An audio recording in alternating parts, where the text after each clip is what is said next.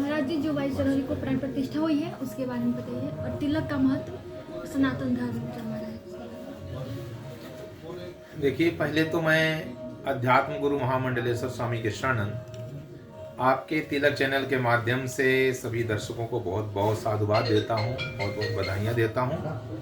ये जो 22 जनवरी 2024 को प्राण प्रतिष्ठा समारोह हुआ है प्रभु श्री राम का अवधपुरी में, ये ऐतिहासिक क्षण है।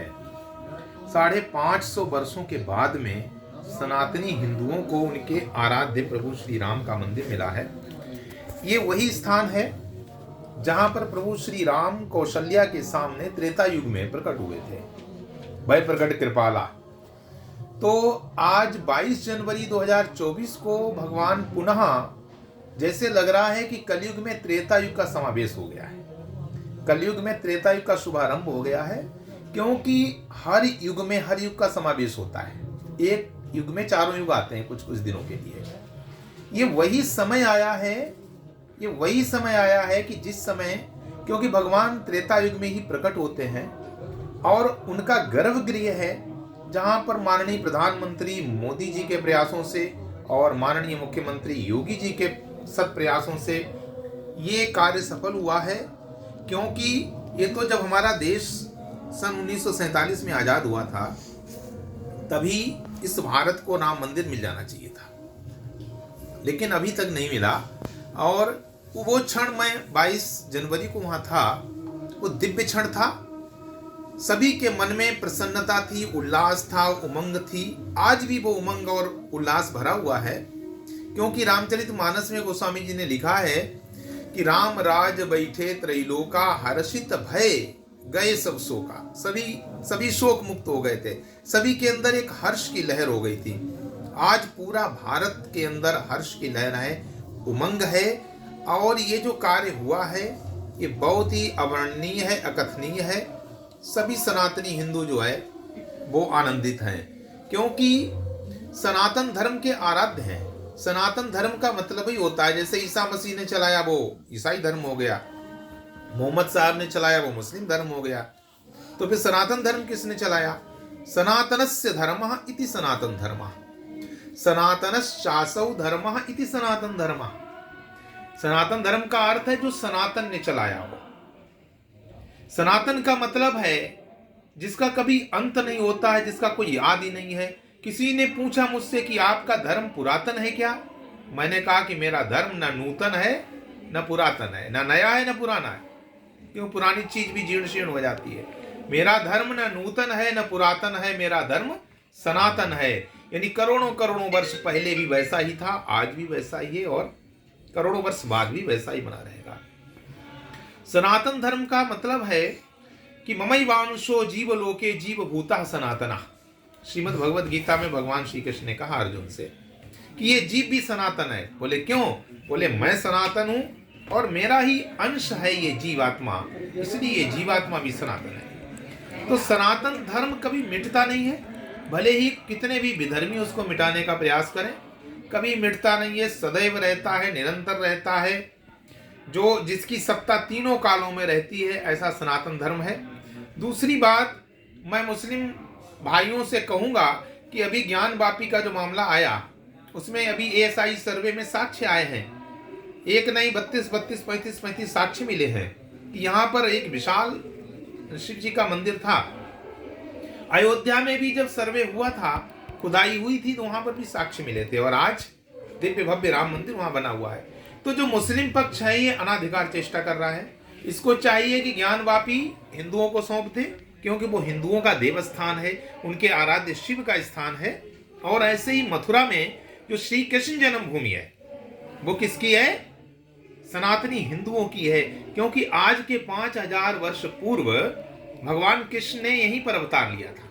हमारे शास्त्रों में एक नहीं अनेकों प्रमाण है। श्रीमद् भागवत में भी कहा था, श्रीमद् भागवत में भी व्यास जी ने लिखा है कि राजधानी तथा साभूत सर्व यादव भूभुजाम, मथुरा भगवान यत्र नित्यम सन्निहितो हरि। कि उस समय से यदुवंश का राज्य हो गया था, यदुवंशियों की राजधानी थी मथुरा, और भगवान श्री हरि, भगवान श्री कृष्ण इस मथुरा में सदैव हर पल हर क्षण निवास करते हैं। तो ये जो जन्मभूमि है मथुरा की, ये भगवान कृष्ण की भूमि है। इसलिए मैं पुनः कहूंगा मुस्लिम समुदाय से कि आप लोग अनाधिकार चेष्टा मत करिए। हिंदुओं के साथ भाईचारा निभाते हुए, सनातनी हिंदुओं के साथ अपना बड़ा दिल दिखाते हुए उनके आराध्य का मंदिर, उनके आराध्य का स्थान उनको सौंप दीजिए। इससे पूरे देश में एक भाईचारा की लहर आएगी और सभी सनातनी हिंदुओं के अंदर तुम्हारे प्रति प्रेम पैदा होगा, क्योंकि ASI सर्वे होगा तब वो साक्ष्य आ जाएंगे सामने। तो आप अगर स्वयं सौंप देते हैं तो एक अच्छा संदेश जाएगा समाज के अंदर और समाज में समरसता आएगी। ये देखो, तिलक का क्या वर्णन किया जाए। हमारे यहाँ सनातन हिंदू धर्म का सबसे पहला चिन्ह ही है तिलक। देखो, शिखा, सूत्र और तिलक, ये 3 चीजें जहां होती हैं वहीं सनातन धर्म होता है।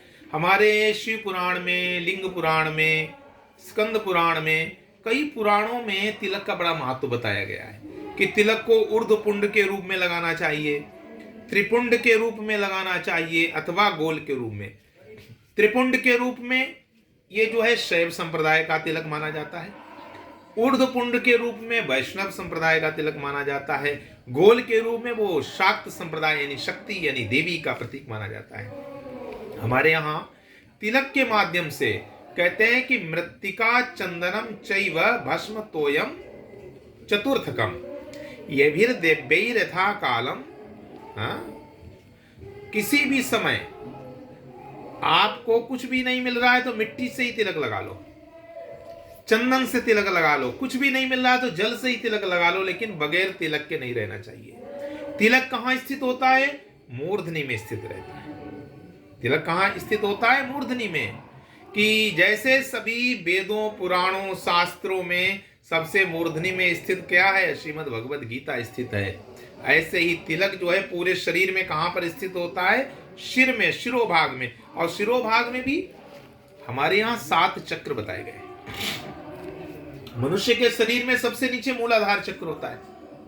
मूलाधार चक्र से ऊपर स्वादिष्ठान चक्र होता है, ठीक है, और उसके ऊपर मणिपूरक चक्र होते हैं, अनाहत चक्र होता है, यहाँ पर कंठ में विशुद्ध चक्र होता है। ऐसे जहां पर तिलक लगाया जाता है, ये दोनों भ्रुकुटियों के मध्य में, दोनों भ्रुकुटियों यानी भौहों यानी आईब्रो के जो मिडिल पॉइंट है, बीच का भाग है, यहां पर आज्ञा चक्र होता है।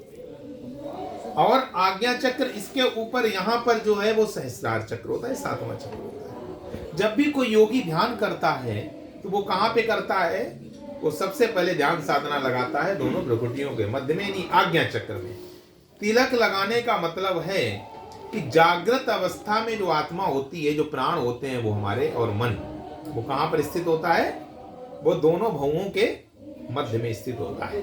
इसीलिए उसी की वंदना करने के लिए, उसी जीवात्मा की, मन की वंदना करने के लिए, उनका पूजन करने के लिए हम तिलक कहां पे लगाते हैं? इस आज्ञा चक्र में ही लगाते हैं तिलक। तिलक लगाने से मन शांत होता है। तिलक लगाने से एक छाप होती है ना तिलक। जैसे कोई वर्दी वाला हो, पुलिस विभाग का है, वो अपनी वर्दी में वो न लगाए जो उसके वो वर्दी में लगे होते हैं स्टार वगैरह, तो पता नहीं चलेगा कि ये वर्दी जो पहना हुआ है ये किस विभाग का अधिकारी है, किस डिपार्टमेंट का है, सिपाही है कि आर्मी का है। लेकिन उसके जो वर्दी में स्टार वगैरह लगे होते हैं, जो चिन्ह लगे होते हैं, प्रतीक चिन्ह लगे होते हैं, उससे पता चल जाता है कि आर्मी का है कि पुलिस का है। ऐसे ही हमारे जो मस्तक में तिलक होता है, तिलक को देख करके ही लोगों को पता चल जाता है कि ये वैष्णव है, कि शैव है, कि शाक्त है, कि ये सनातन धर्मी है या विधर्मी है। ये तिलक बता देता है। तिलक हमारी पहचान है सनातन धर्म की। तिलक लगा करके ही हमारे शास्त्र कहते हैं कि जब हम देवताओं की पूजा करते हैं तो देवो भूत्वा देवम यजेत, देवता बन करके ही देवता की पूजा करते हैं। ये देवत्व लाता है तिलक। जब हम मस्तक में तिलक लगाते हैं तो ये क्या लाता है? देवत्व लाता है। हम भी देव जैसे हो जाते हैं, हम भी देवता जैसे। देवता का मतलब वो दिव्यता, वो तेज, वो प्रकाश, वो ज्ञान, वो सत्य, वो धर्म हमारे तिलक के रूप में स्थित हो जाता है हमारे मस्तिष्क में। ऐसे तिलक का महत्व इतना है कि मैं अगर थोड़े समय में बताना चाहूं तो थोड़े समय में नहीं बताया जा सकता। मैंने अभी जो महत्व बताया है आपको, ये तो संक्षेप में महत्व है। यदि कोई कहे तो 7 दिन तक तिलक पर ही बोला जा सकता है। हमारे सनातन हिंदू धर्म में तिलक का विशेष महत्व है, इसीलिए प्रत्येक व्यक्ति को, प्रत्येक सनातनी हिंदुओं को अपने मस्तक पर तिलक अवश्य लगाना चाहिए। ऐसे तिलक का महत्व है। और इस तिलक के नाम से ही आपका जो चैनल है तिलक चैनल को मैं बहुत बहुत शुभकामनाएं देता हूं, बहुत बहुत बधाइयां देता हूं कि जैसे तिलक मूर्धनि में स्थित होता है, सिर में स्थित होता है, ऐसे ही आपका चैनल दिनों दिन धर्म का प्रचार प्रसार करता हुआ, सनातन धर्म का प्रचार प्रसार करता हुआ सभी चैनलों के ऊपर तिलक की तरह सुशोभित हो, यही मेरी शुभकामना है।